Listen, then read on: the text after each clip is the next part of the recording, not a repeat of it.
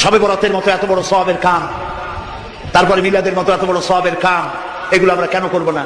প্রিয় ভাই, সব করবো না এই কারণে যেহেতু আল্লাহ রাসূল তা করেন নাই, সাহাবায়ে কেরাম তা করেন নাই। আমরা ওই কাজ করতেই পারি না যেই কাজের মধ্যে আল্লাহ রাসূল এবং সাহাবায়ে কেরাম যেটা স্পষ্টভাবে সহিহ হাদিস কর্তৃক প্রমাণিত নয়, আমরা তা করতে পারি না। বলেন, প্রত্যেক জায়গায় যখন যেখানে একটা করে সুন্নাত, একটা করে বেদাত ঢুকেছে, তখন সেখান থেকে একটা করে সুন্নাত উঠে গেছে। পুরো শাবান মাসের সুন্নাত ছিল রাসূল সাল্লাল্লাহু আলাইহি ওয়াসাল্লাম রমজানের পরে সবচেয়ে বেশি সিয়াম পালন করতেন শাবান মাসে। একটা লোকও পাবেন না সিয়াম পালন করার, আল্লাহ রাসূলের সুন্নাতের অনুসরণ করার। কেন?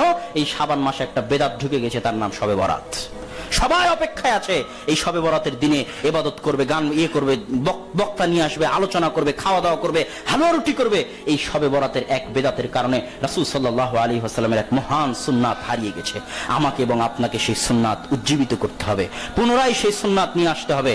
যারা আমরা এখনো শাবান মাসের সিয়াম রাখা শুরু করিনি, রাসূল সাল্লাল্লাহু আলাইহি ওয়াসাল্লামের এই সুন্নাতের অনুসরণে আমরা যেন শাবান মাসের সিয়াম রাখা শুরু করতে পারি। আল্লাহ আমাদের সেই তৌফিক দান করুক। আল্লাহুম্মা আমিন।